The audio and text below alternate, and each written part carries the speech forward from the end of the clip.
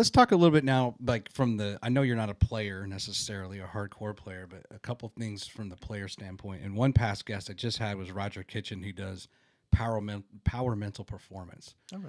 And it starts like he's done. He works with like swim and dive teams. He's a power lifter. He's like Yeah. 50 something years old, but he's a 10th ranked power lifter in the U.S. Well, And some of it gets into like people who compete.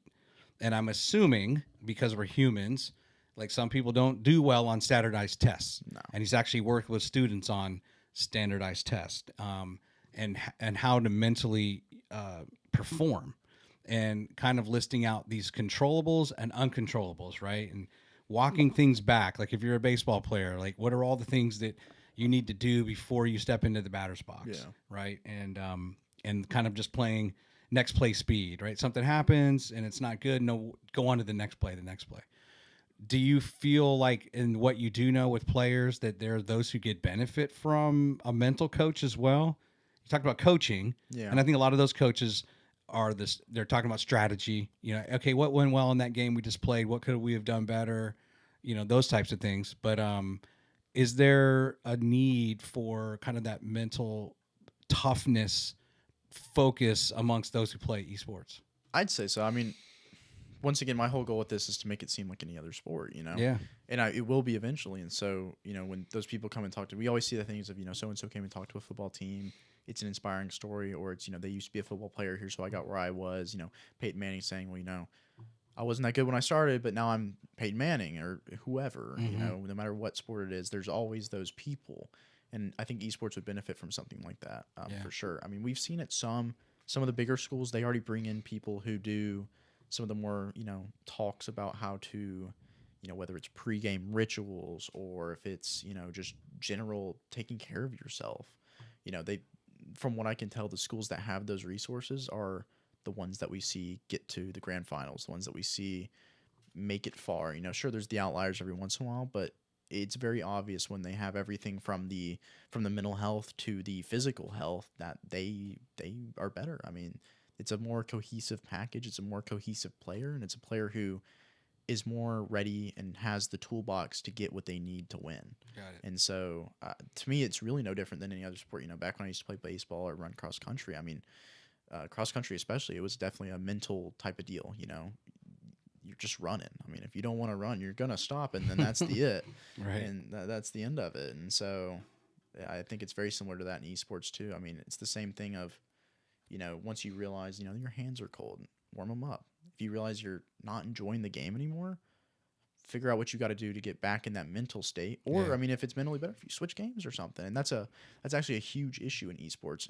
on the mental side of things. I'm glad you brought that up. I hadn't even thought about bringing that up. There's a lot of times when the players, they play that game for fun.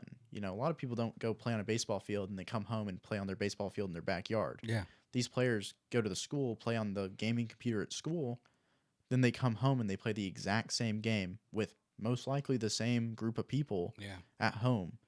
And I've heard sometimes it's hard to either get out of that competitive team mindset where like you get home and you're still yelling at the guy because he missed the ball, but y'all are just relaxing. You're supposed to be having fun. Right. And they get to a point where there's a mental block and they need that kind of mental coaching to be like, hey, like we need to get this sorted out, or we're going to bring in a sub, or you're going to need to go, take a semester off or do something.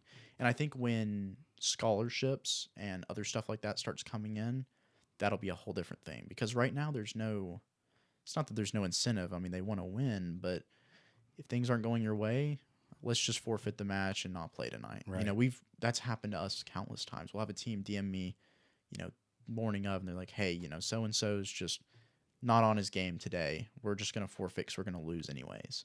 But when you have a scholarship and a ton of other stuff, one, there's more pressure on you, and that's where you need that kind of coaching. But two, now you're going to play because it's like, we can win. We're going to win. We've trained for this. We need to do this. We have scholarships. There's money on the line. There's possibly a professional future on the line once that pipeline's even more developed. I mean, my friend Jacob, he's our esports guy. He's the guy who tells me, hey, Fred, you're doing something crazy. No one's going to like that, because he has been the player. And he's talked a lot about stuff like this. He was a Call of Duty player for UAH. Oh, wow. And he was amazing. That dude was way too good at that game, I'm going to be honest. But he talks about it all the time, and there's a lot of things where sometimes it hits the players hard when the developers of the game change the game. You know, Call of Duty releases a new version every year, and to be honest, they have not been that good the last 2 or 3 years. Apparently, I don't know much. I don't play COD, but there's been a lot of complaints from that corner of the room when the game comes out. Yeah. And apparently that really hits them hard because, you know, football doesn't just release a new rule book every year, and so for them it's hard to kind of accept that when the game they love and they love competing in takes a 180, and they're like, Sure. this isn't even fun anymore. And Yeah. so I think for sure the mental coaching aspect of it, alongside like the actual physical health aspect of it. I mean, mental health, in my opinion, it coincides directly with it. One is not exclusive of the other. You have to have both. Yeah. That's a huge thing I'm a proponent of. I love fitness and I love that kind of stuff. And I'm like, you cannot be in a bad mental state and get a good workout. Sure. Like they coincide. And so I think it's the same deal there. I mean, if you're not enjoying the game, you're not having a good time, you're not going to be good.